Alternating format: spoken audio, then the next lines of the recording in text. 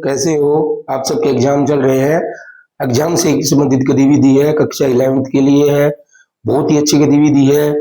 इसमें हम आज 3 शब्दों के बारे में जानेंगे। निवेदन, आवेदन और प्रतिवेदन।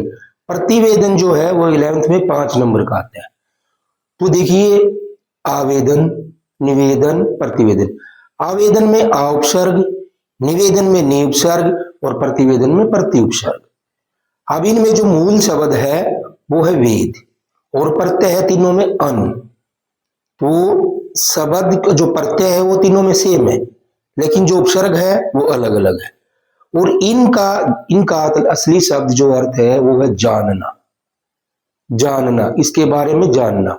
तो देखिए, आइए हम पहुंचते हैं अपने मूल पर। देखिए, निवेदन संस्कृत भाषा का शब्द है जिसमें नी जमा वेदन, ये नी उपसर्ग है बच्चों, ध्यान से देखना, ये वेदन सेम है। अब नी जमा वेद जमा अन, और इसमें वेद से विद धातु है, धातु रूप है ये। नी वेद जमा अन, और जो अन है ये प्रत्यय है। वेद और अन तीनों शब्दों में सेम है, यानी मूल शब्द और प्रत्यय तीनों शब्दों में निवेदन, आवेदन, प्रतिवेदन सेम है, उपसर्ग अलग है। अब निवेदन का अर्थ है प्रार्थना करना, विनती करना किसी के सामने, कि मैं आपसे निवेदन करता हूं, प्रार्थना करता हूं अपने काम। तो ये हो गया प्रार्थना, विनती करना, ये निवेदन। जब भी आप कोई स्कूल स्तर पर एप्लीकेशन लिखते हैं तो प्रधानाचार्य को आप निवेदन करते हैं। अब दूसरा है, अब जैसे इसको उदाहरण देख लीजिए, मैं अपनी बात रखने का निवेदन करता हूं, ये उदाहरण है। अब दूसरा आवेदन, जिसमें आ उपसर्ग है, वेद जमा अन प्रत्यय है। आ जमा वेद जमा अन विद धातु, वही बिल्कुल सेम पहले जैसा।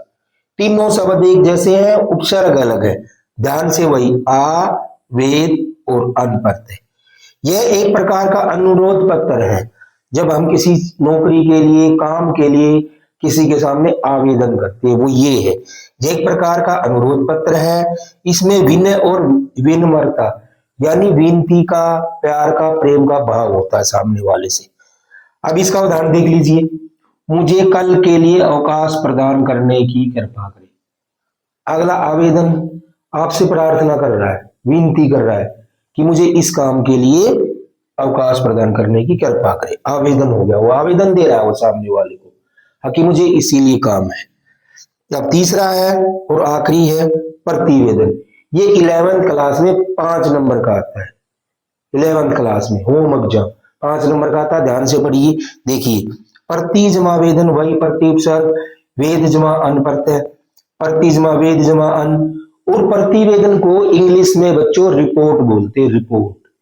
यानी आपकी संस्था में, आपके स्कूल में कोई काम हुआ और प्रधानाचार्य ने उसका निरीक्षण किया।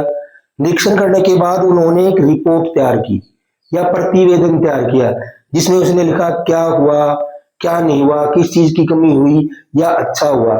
इस प्रकार की जो रिपोर्ट उन्होंने आपके सामने रखी वो प्रतिवेदन कहलाती है, और इंग्लिश में उसे रिपोर्ट कहते हैं।